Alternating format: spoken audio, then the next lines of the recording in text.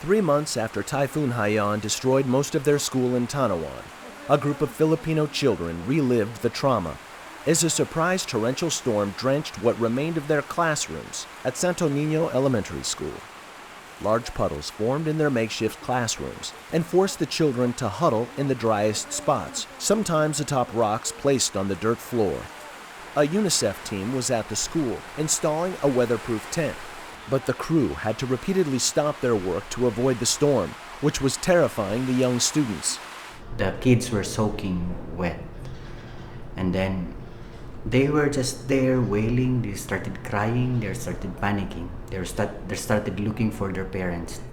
As the rain became more intense, UNICEF Education Officer Yul Olaya calmed the crying children.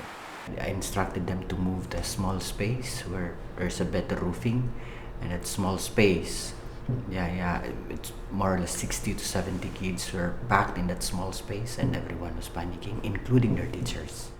When the storm finally stopped, many of the children were still traumatized. There was this 3 girls who were still crying, and I told them, would you like to still cry? And then they just keep on crying, and I said, it's okay to cry, it's okay to cry, keep on crying. The UNICEF tent being installed at Santo Niño began its journey that day at a UNICEF warehouse in the nearby town of Palo. Olaya says that UNICEF has installed about 150 tents, with the total goal of 500 tents at schools affected by the typhoon. At the warehouse, the tent boxes are loaded on trucks and delivered to schools. The tents are shipped in wood crates, with a total of 3 tents destined for Santo Niño. Because of the near total destruction of the original school, Principal Marlong Tangpuz says the tents are needed to get children back into safe classrooms as quickly as possible.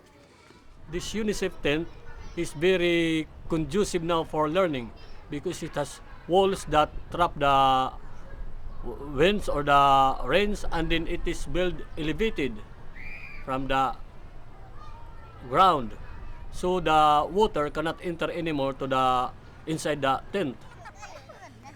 On this day, after the storm had passed, the UNICEF tent was finally installed. As the work crew left the damaged school, they could hear the sounds of a job well done.